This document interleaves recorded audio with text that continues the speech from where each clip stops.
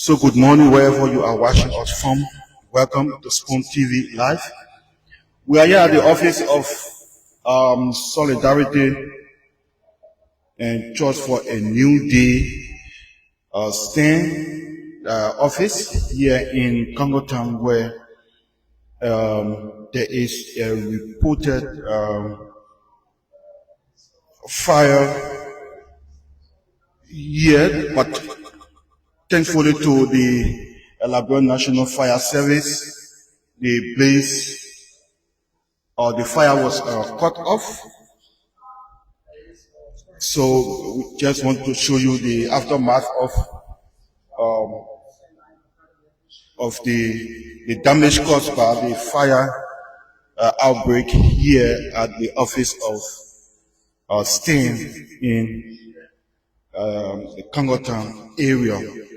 You can see printers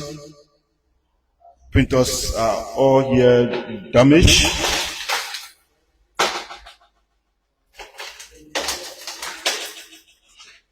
Another printer here.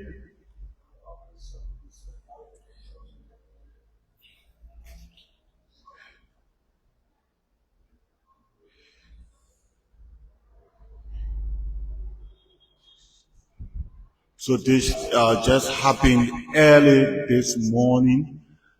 Woke up to the news of fire outbreak at the office of STEM here in Congo Town. This is an AC which has been damaged completely. Then here you see this office. Another one is sitting, is badly damaged. This one completely damaged. Like I showed you the printers, this one and another one here. So we say thankfully the Liberia National Fire Service was called in and it did manage to quench the fire, but the damage has been caused already, but the damage has been caused already. You can see some chairs. Yeah. You can see some chairs, furniture, all damaged by the fire. So this is where Moba Molu usually hosts his press conference or press conferences. This is where he usually sits to conduct his press conference. This is the banner of STEM. Like we mentioned earlier, Solidarity just for a new day. That's the definition of STEM, Liberia. But this office was guarded by fire. Okay, the fire did not extend this side. You can see a double choke here. Double choke is a pretty position, like nothing, had happened already. So this place that has a double choke is intact. And this room where the double choke is did not, catch fire. But the fire service will do their preliminary investigation and come up to give report as to how the fire started, where it started from. They are experts in that area. A set of computer here also damaged. We want to talk to Mr. Moba Molu shortly. We understand he's around. We want to talk to him to tell us as to what extent this has caused the STAND movement. STAND is the organizer of the December 17th protest, which is planned for a week from now. So this is the office. I want to see whether this fire extended outside, but it's just in the building. It's just in the building. You see that has been completely damaged. Okay, so the outside is intact, but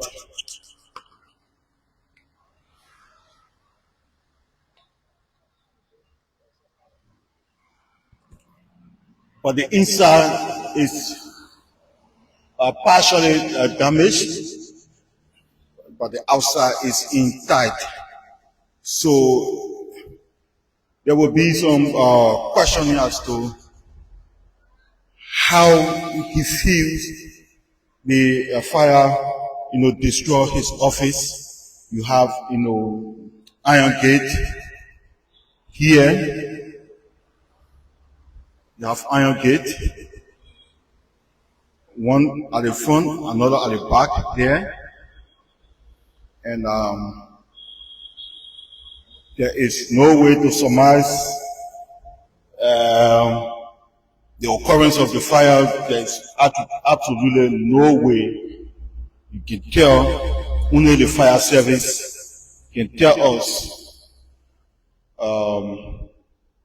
in clear terms where did the fire start and what caused the fire.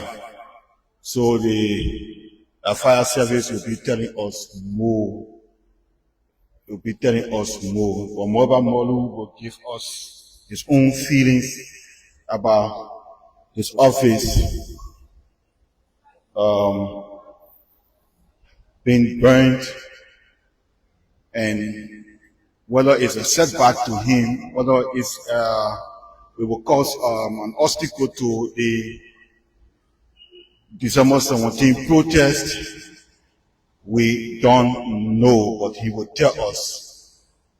He will tell us. I can see Mr. Molu in his black t-shirt and in a mood that everyone will be when such situation occurs, because this is a complete misfortune, and this is a little setback. There are other properties in here destroyed.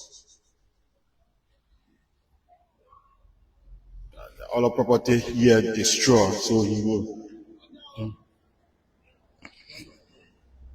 Yeah.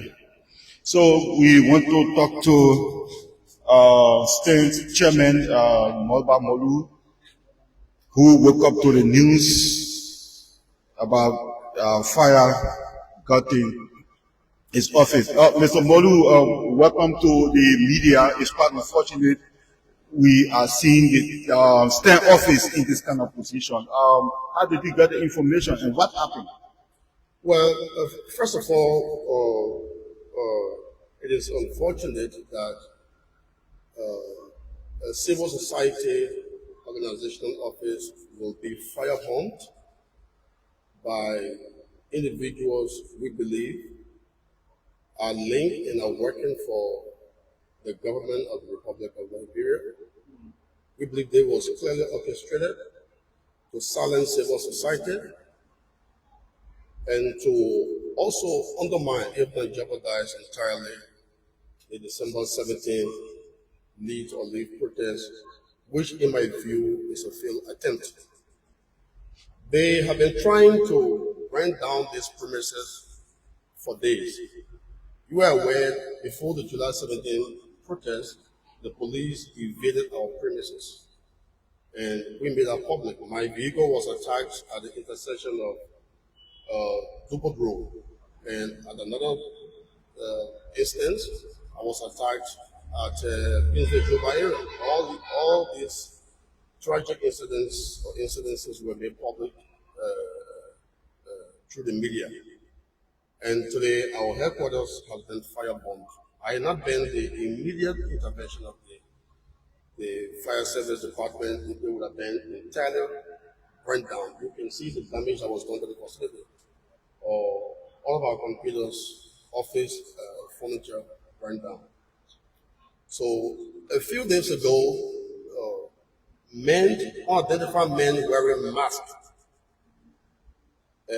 intruded in premises and placed security guard in a compromised position and threatened to burn down the place by using incendiary materials. The security guard was beaten, he's right at the back. He was beaten, and I had to say to the hospital the next day. The medical reports are available, prescription, everything from the hospital is available. He had gone to the hospital to be treated in the aftermath of the beatings by unknown men. They did not succeed in bringing down the facility. Then this morning, another group of unidentified men, mostly wearing masks, came again early morning hours, and I was alerted by the security on the premises. And so, as one who believes in the rule of law, who, despite the fact that the police has demonstrated egregious sort of disfavor, egregious display of arrogance and harm towards stand and its membership, but yet we thought to give the police the benefit of the doubt. So I went to the police depot this morning at around there between 2 to 3 o'clock in the morning. This morning, that was before the fire incident, and I complained to the police and depicted the entire scenario, gave them a complete narrative of what has been happening in the last few days, is now week.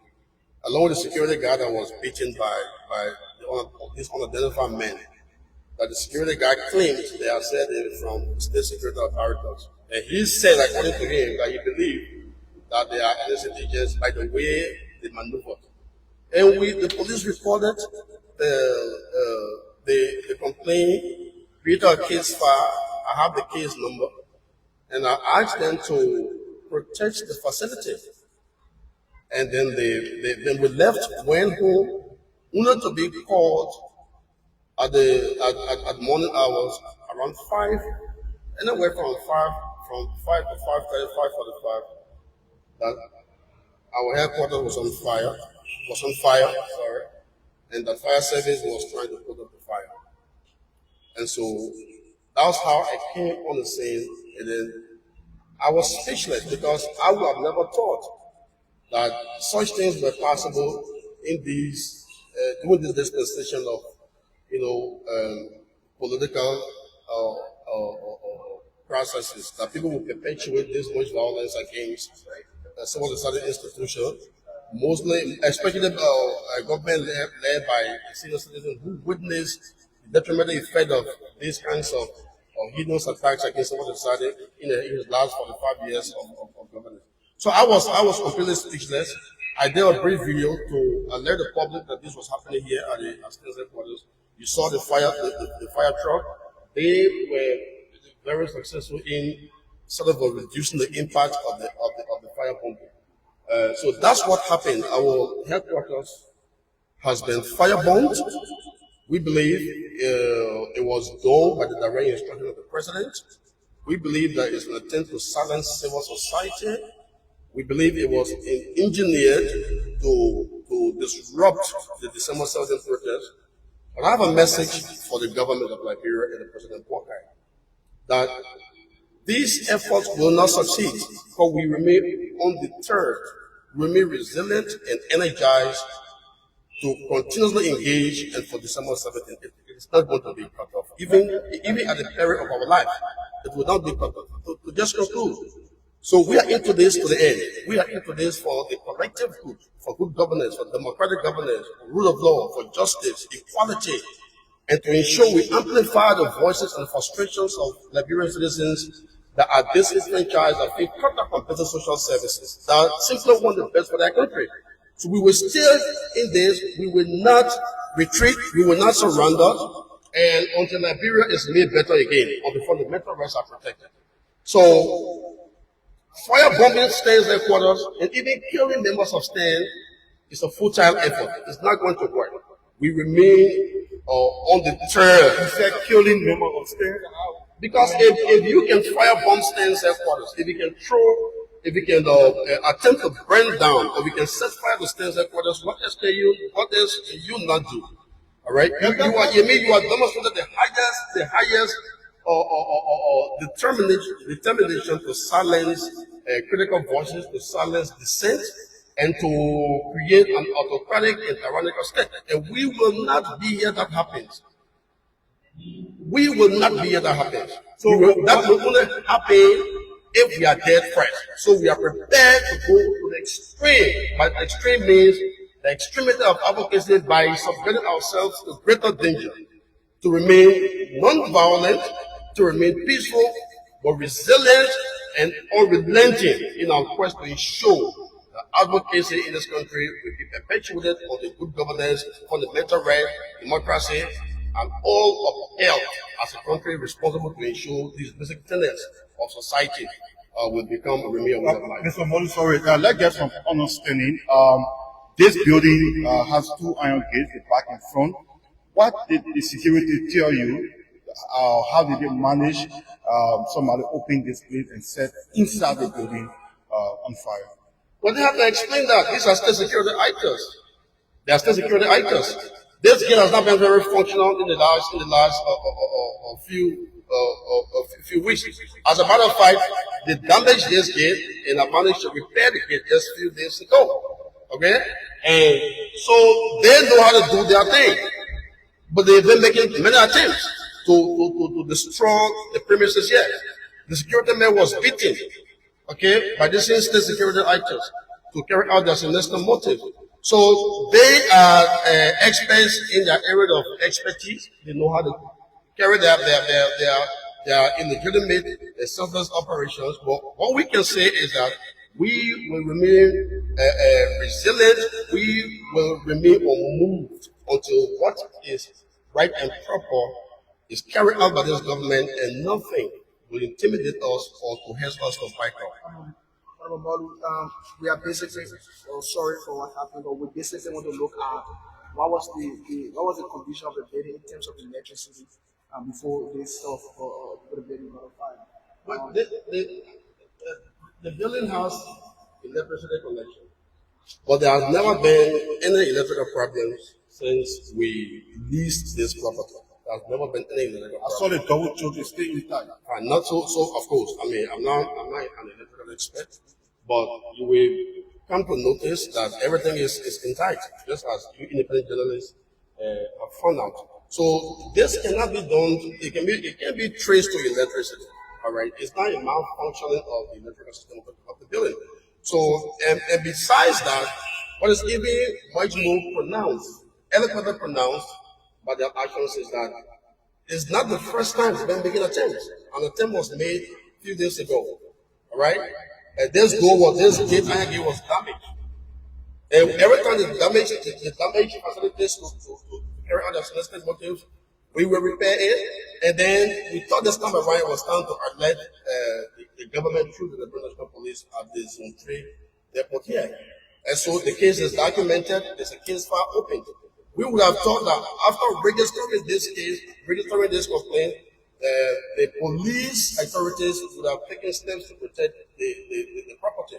But a few hours after we registered the case, I was taken care out. So were the arsonists or the attackers escorted or were operated under the escort of the police department or the police force or the police director? Did he give the instructions? Did he provide escort details? Because this is an open community right on the road.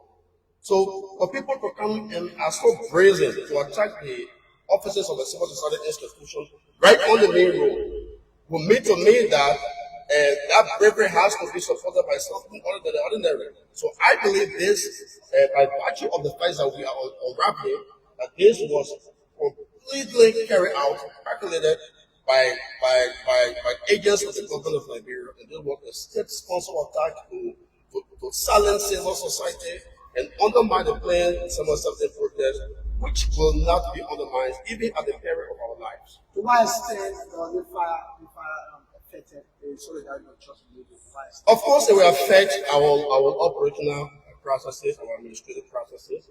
We are not sponsored by government. We will not be sponsored by government. We don't have extra sources from anywhere.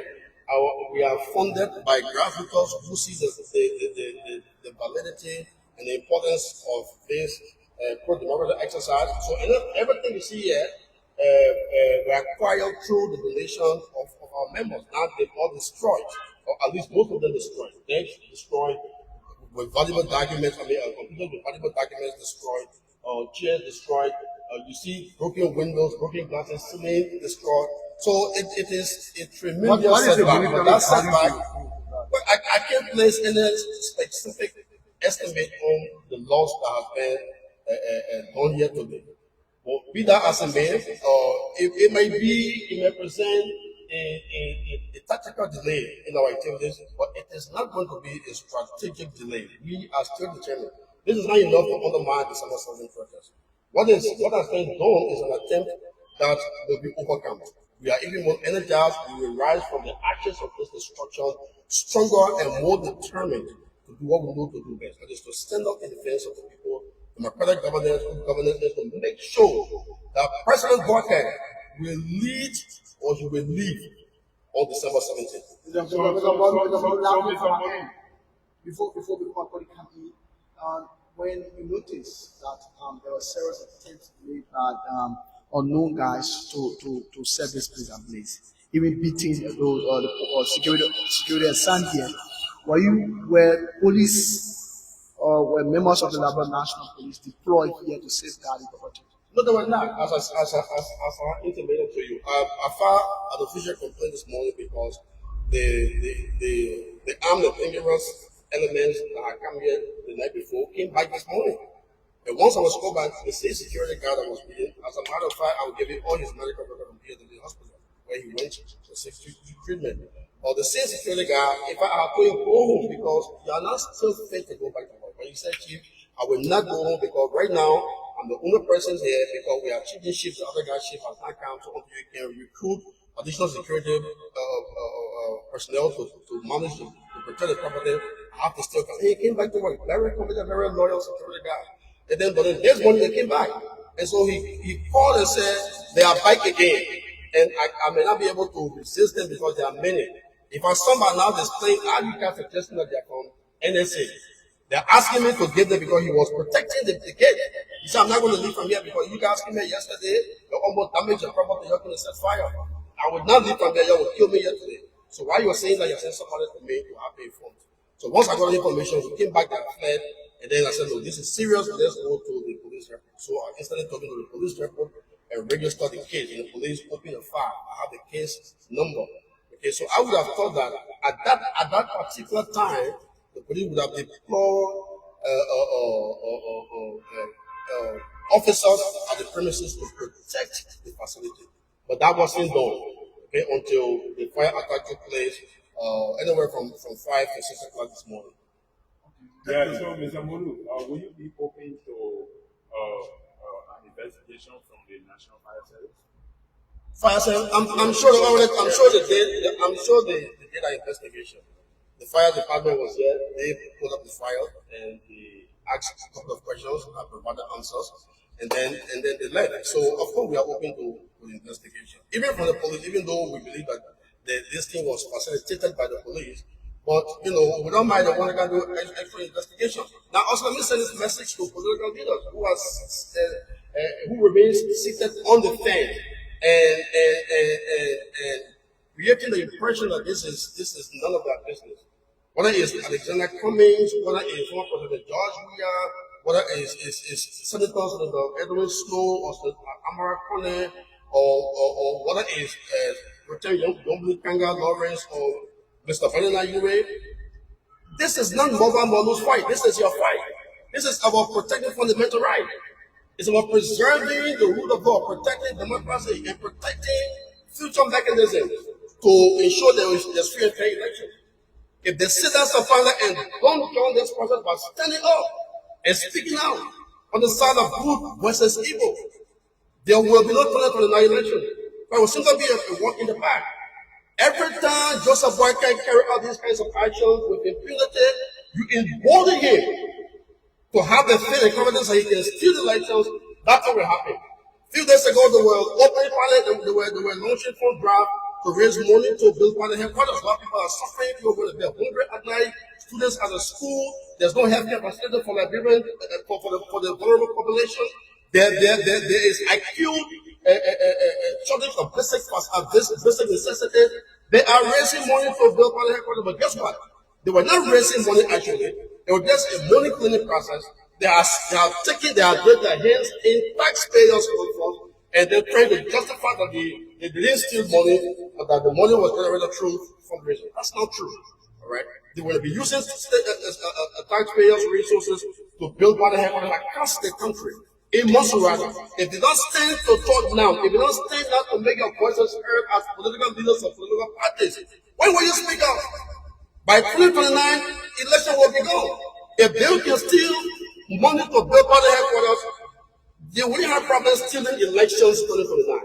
If they can break laws to appoint officials of government and put them in places that are protected by tenure law, of course, Joseph Biden will not have problem stealing elections for himself. If he's breaking laws to favor his party members to enter government, he's prepared to break the most extreme laws or to take the most extreme actions to break laws to re-elect himself as president. You see the trend in the sub-region. You see the trend in African countries. Tanzania, the president said he won or she won by 8% of the vote. Cote d'Ivoire, he said he won by 3% of the votes after changing the constitution. In Cameroon, the president there, after 40 years in power, re-elected himself again through electoral fraud. So Joseph Boyka is following the trend, reading the trend, and they will automatically steal elections if they are allowed to consolidate power. So whether it's Alexander Cummings, or former President Weah, or Benona Ure, or Yombekanga Lawrence, all these political leaders is time to stand up and speak out. We will not be silenced into cowardice. We will not be intimidated by these kinds of brutal actions, firebombing our headquarters. We will always speak truth to power, even at the peril of our life. But these political leaders have a responsibility to their country to stand up and speak out and take action in defense of democratic governance. If you don't do that, history will not treat you kindly. And you will sit and watch Joseph Boyka enthrone himself as a tyrant and a dictator that will steal elections, and you will be too incapacitated to do anything about that because the police has been weaponized. The Supreme Court is being weaponized by partisan presses. Everything in the country is falling apart. Why are people afraid of Boyka?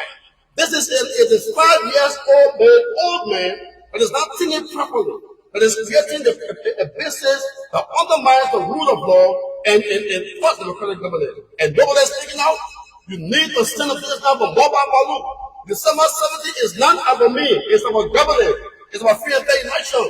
It's about the rule of law. See how Kufa was booted out from the speakership. And Rachel Kuhn is through bribery and coercion, influence peddling. Nothing happens, and you are not talking. It's time for every Liberian citizen, whether you are a child, whether you are a man, whether you are a woman or leader, it's time for us to embrace the spirit of patriotism and speak truth to power and act.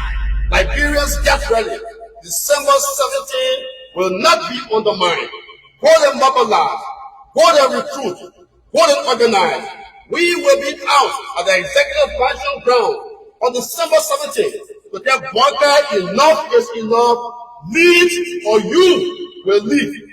This is the message to the people, and we are not a child. If Mobile Malu falls today, there are thousands of Malus that will rise up instead, that will stand their ground, and they will speak truth to power until Liberia is made better again. Thank you, Mr. Mobile Molu. let let go in again and give you an appreciation of what took place. You can see here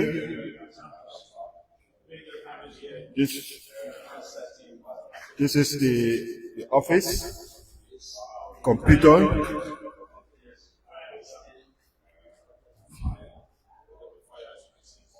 Area where he usually hosts his press conferences. And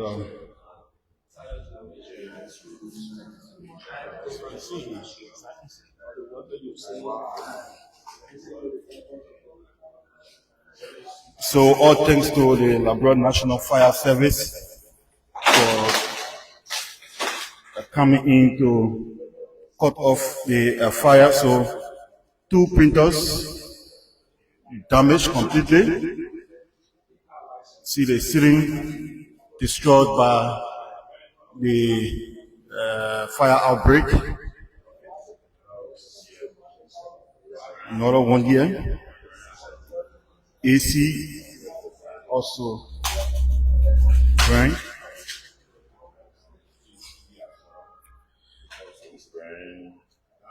Down to Arctics. So we let us say thanks so much for watching Spoon TV live. My name is Haji Masale. It's been a pleasure. We can call this a day, and after viewing the stand office in the aftermath of the fire outbreak. Again, my name is Haji Masale. Thanks for watching Spoon TV live.